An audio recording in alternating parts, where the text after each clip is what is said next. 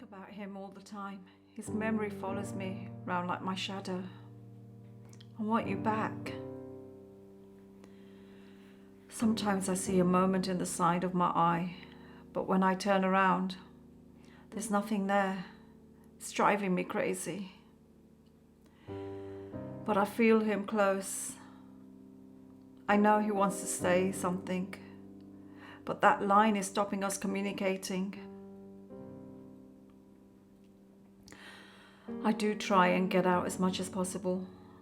The more I sit at home, the more I think about what happened. But there is no escaping the memories. I carry them with me.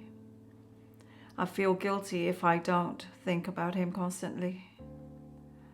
I hide it well from everyone. I'm okay, but really I'm not. I cry alone because I don't want to share. 5 days after my marriage, it seemed like I'd married a stranger. Things started going very, very difficult for me, and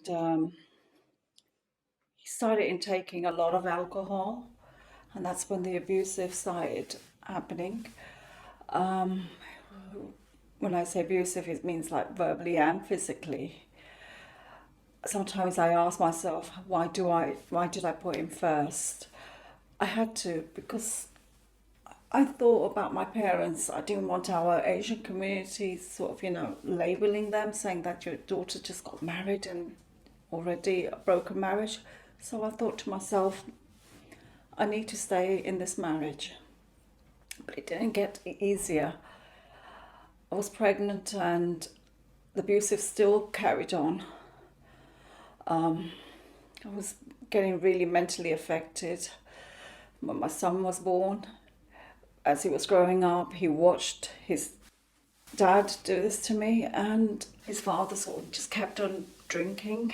When my daughter was born, things weren't that easy at all. Still the same thing happening. Her brother used to sort of just take her away to the room just to protect her from seeing the abuse that's happening to me. And then later on, their father sort of just kept on brainwashing the children. It came to a stage while in my marriage that I had to get out of this situation, not even thinking about my children.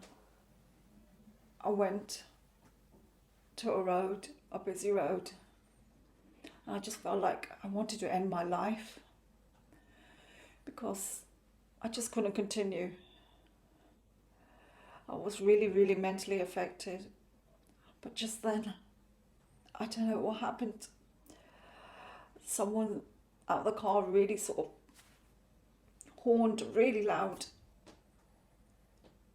I didn't even cross the road, but it's just sort of got my attention. What am I doing? Why am I here? What about my children? What's going to happen afterwards? And I knew I had to stop myself. One day, I think it just got really enough that, it just happened again, the physical, and I just had to call the police just to escort him away. And I knew that that was the end of my marriage. It was Easter Sunday, 16th of April 2017. My son decided to take his own life. Being a single mom, it's not easy, but having your child saying that, Mom, you're not a mom alone. You're a father, you're a brother, you're a sister, and a best friend. Means the world to me. I know I'm doing something right. What hurts is that if I'm all these things for Sapna, there shouldn't have been a reason for my son to leave either, because I know he loved us. Even the day he decided to take his life, he was so organized. He left everything, like instructions, his passwords, his details of everything should be. He didn't want us to feel like, we won't be able to manage. Um, Even in his suicide notes, he kept on saying, "Mom, please don't blame yourself. I'm so sorry." He's written to someone saying, "You are so beautiful and I'm going to be with you always, and that's my promise." I think it's been very difficult for us. It's a journey, but it's not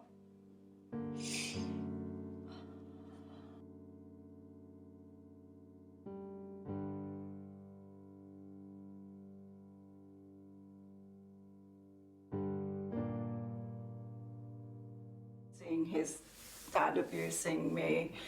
Um, he found that very difficult to understand, and he couldn't be able to stop what was happening. I think he was hurting inside himself a lot.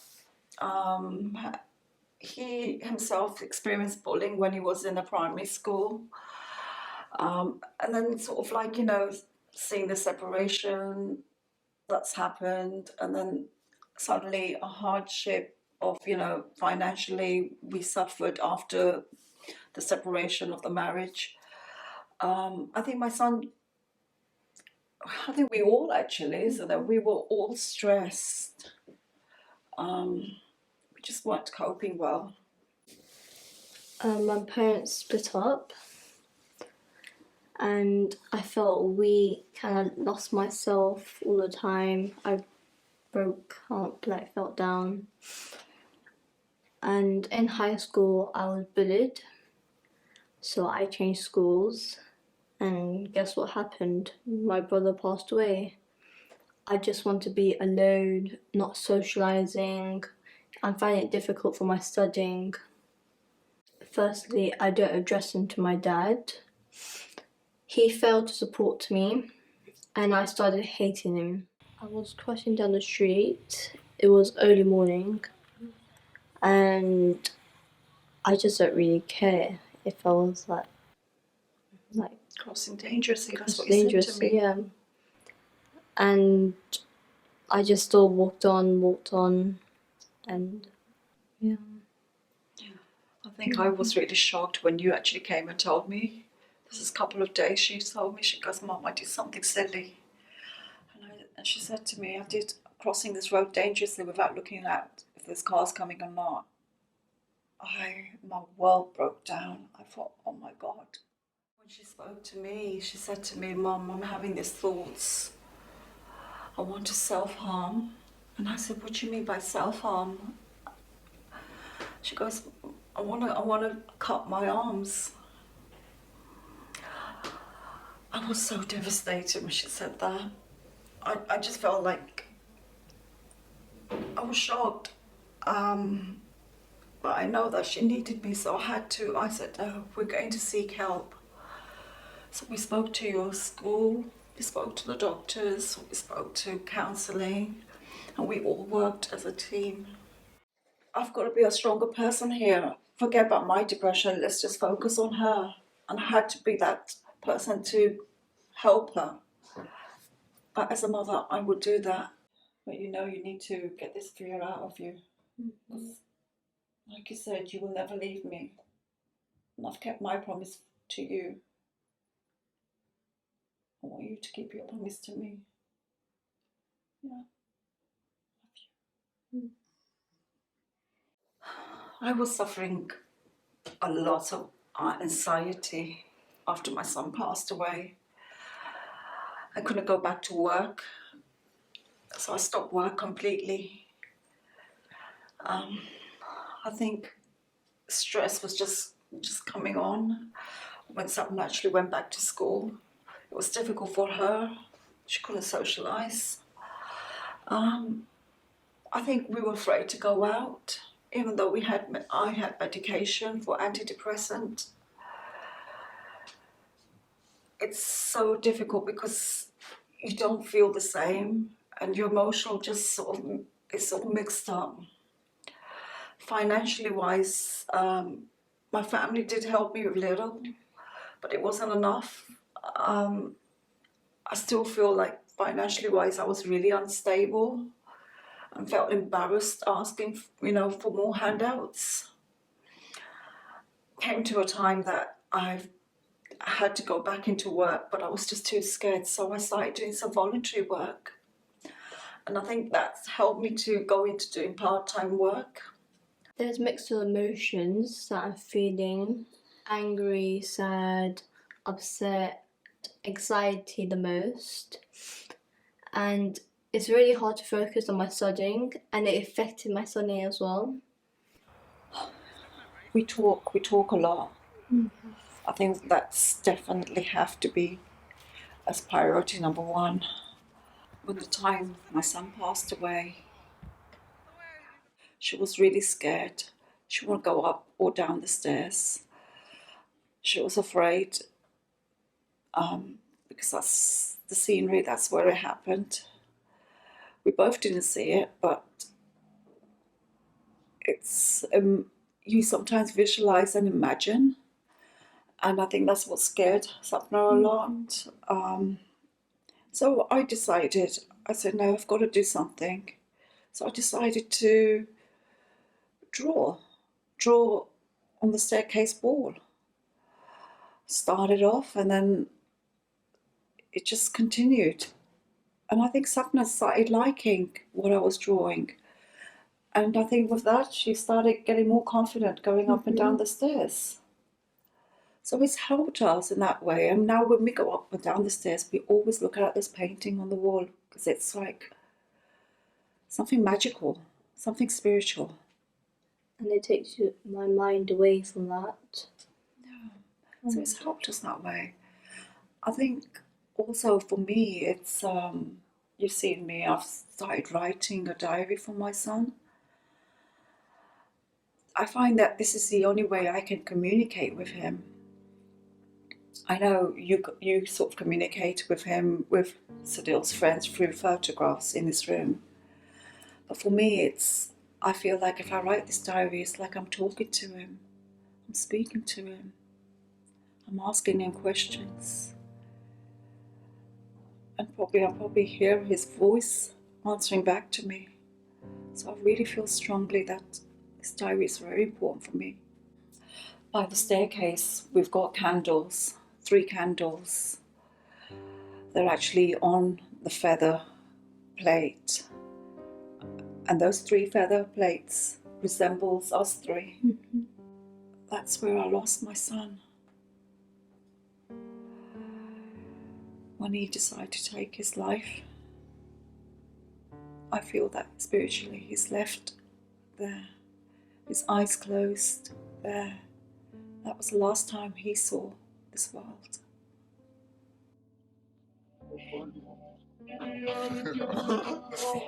Do you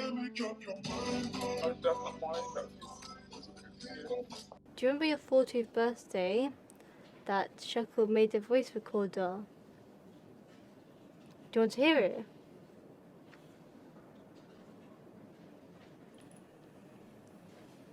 Mom, they say 40 is the old age of youth. However, with you, youth never dies.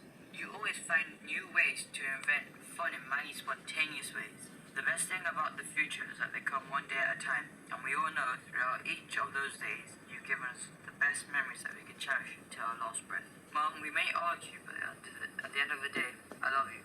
Everyone is here for you on your special day. Don't let anyone bring you down. Keep that smile on your face, and you always look 21. Oh my God. Do you remember yours? Oh yeah. Yeah, let's hear that. Hi, Mummy, you're getting old now, and I have to take care of you, okay? I will always love you and take care of you. I will help you open your presents, Mom, and if it's pink, it's mine, okay? Happy birthday, Mom. I love you. You're the best. Oh, I love you, baby. Love you too. One of my best one is he came home to surprise me, and the one he surprised me was the Lego movie game. I remember And that. I was so happy and excited. So we played that game and we bonded in this game, and I loved this so much. That was my best. Do you know, we had really good times with him. We used to do lots of barbecues here as well. Yeah, I still remember the days. That was like all cousins gathering around, and we had fun. What's he trying to Remember do? this one here?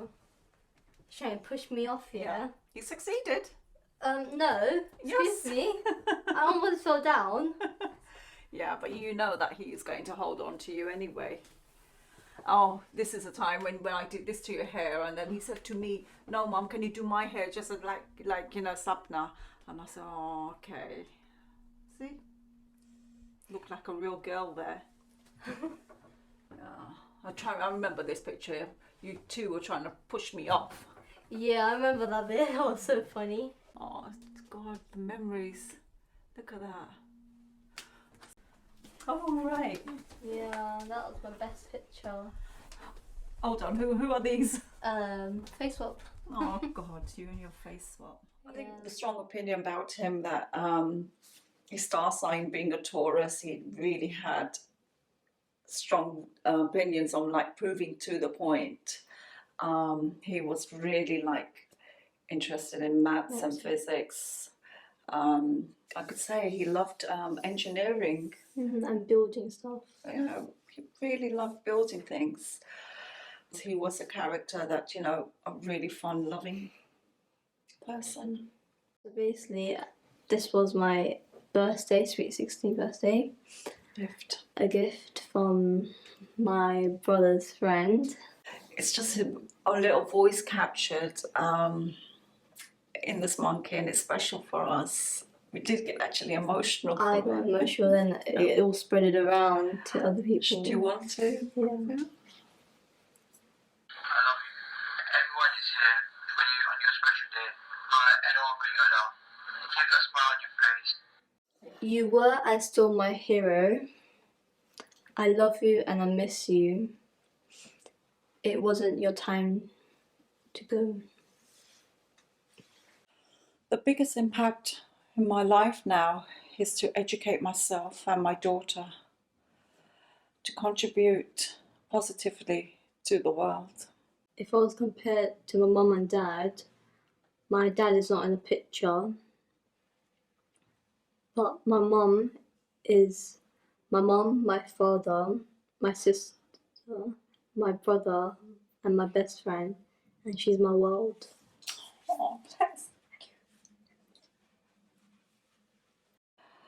I just asked God to protect my children always, but I think I lost that faith now. He took away my world. I'd like to thank my son for choosing me to be his mother. It was the best gift given to me. Not even death can take this away from me. We started getting involved with a charity, Walking Out of Darkness. It's related to mental health and suicide. We don't do it alone. We've got family and friends who join us on this walk. It's a 10-mile walk. We carry out once every year. My sister's son, Sadil, passed away. You know, it's his birthday today, and for us, we want to support my sister. We want to support the charity, the cause, and just we want to mark a statement, you know, for his birthday, and just make people aware about this issue. My cousin's birthday, who would have been 22 today, and I just feel that I've been here for the past 3 occasions, and I want to carry on coming to show that that there is this illness that is basically happening, and just because you can't show the physical deformities, the illness, physical deformities, the illness is still there. A lot of people suffer from this. And I was shocked after my cousin's death back in 2017 to learn that basically it's the top killer among men under 45, and it's just changed my life really. Just really felt that I needed to support the cause. The friends, you know, who he's actually connected with, they haven't broken that bond with me and Sapna. And we feel like, so they sort of walk in, it feels like they're my children. And it's, you know, it's just a wonderful feeling. As a mother, I would do the same, I wouldn't let them leave without eating something. We were talking about memories and every pictures, and yeah, we still tease him about the places that he would go, like especially food. Even though my son's not here, but his friends keep him alive because nobody else liked to talk about him. And I think it's lovely that they do come round, and I do appreciate them. At least you made up for it. We used to walk around this woodland, and we used to run, try to race each other, and I think those were the best moments. Try to recapture the memories that we shared with him there. I think with Sapna, because she wants to go into sports, she's trying to train me to run and trying to keep me fit and healthy. It's not working, but Slowly. slowly. I think going to that park is having that full of memories of Sedale and trying to keep that bond. It's helped us through therapy as well. I think another way I try to keep his memory alive is when I'm alone at home, I get his aftershave and I spray just in the room so I could just smell his presence. I'm so attached to one of his jumpers.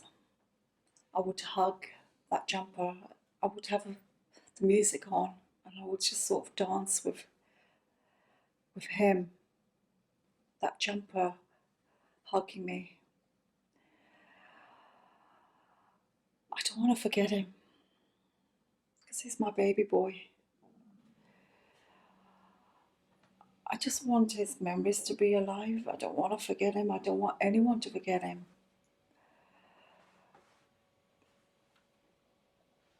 I'll probably end up doing silly things like, play his music or, I'll even read a book, a storybook that I've kept, Peter Rabbit's, and I read to him. I sing him a lullaby. I do cry alone, but it's just my way of saying that, I love him and I will always do. If he came in front of me, I wouldn't let him go because it wasn't his time to go. He's probably realised he's made a mistake and he's just thought, he was needed. I will hug him, I will miss him.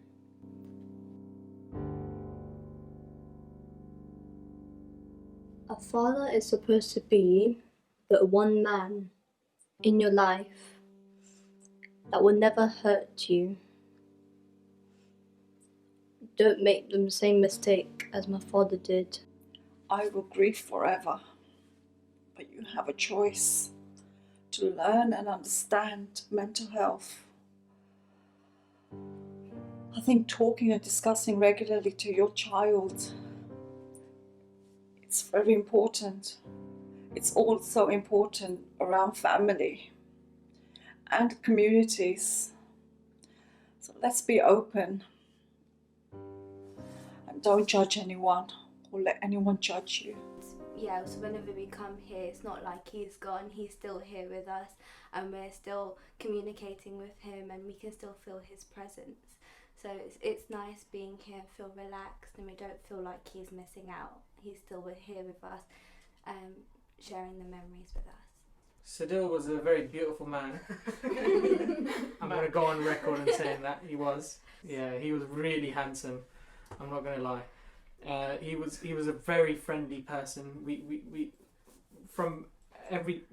When we first met him, everyone seemed to have loved him from the start. When I first met him, I was in year 7 in primary school in Harrow. We do miss him a lot. I mean, he's not here, obviously. We would like him here, obviously. But yeah, so we do miss him a lot, which is obviously breaks our heart that he's not here.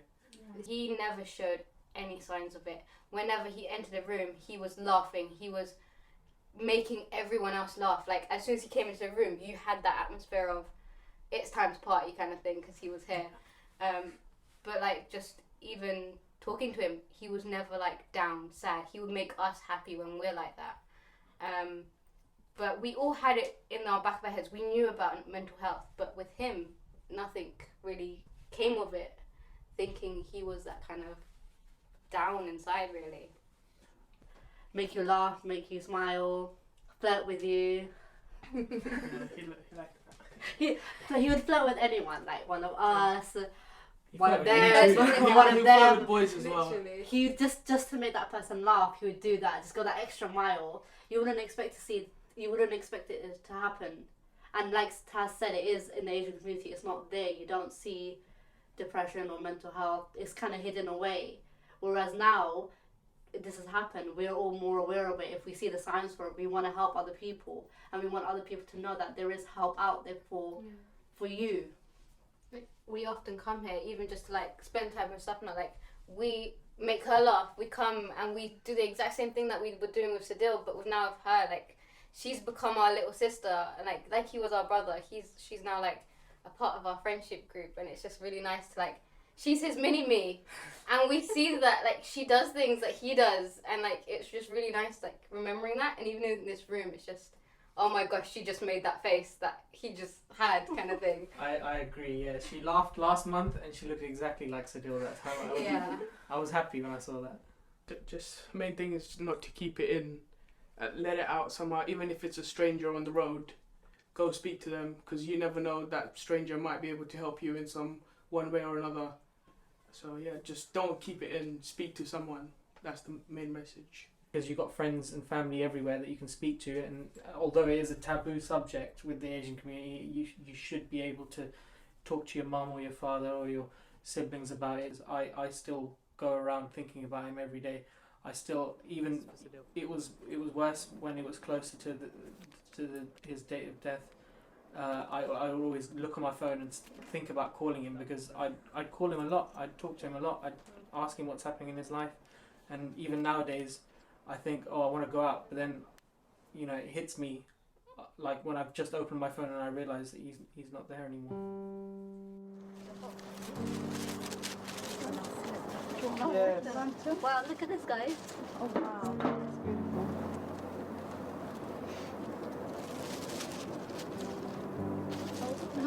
Stop looking. Come on, Sadil, take it. Can we not slow? And then that 3, 2, 1, go. Oh, perfect. Oh, that is so cool. Look at that. Even the stars are up tonight. Look at it. That's so cool, right? Oh. Bye. Go up. Sadil, take it. Yes, it's going up. Up. Love you, Nikro. Miss you. Thank you for all your support. We're always here for you. You know that. Anytime of the day, you know we're always here for you.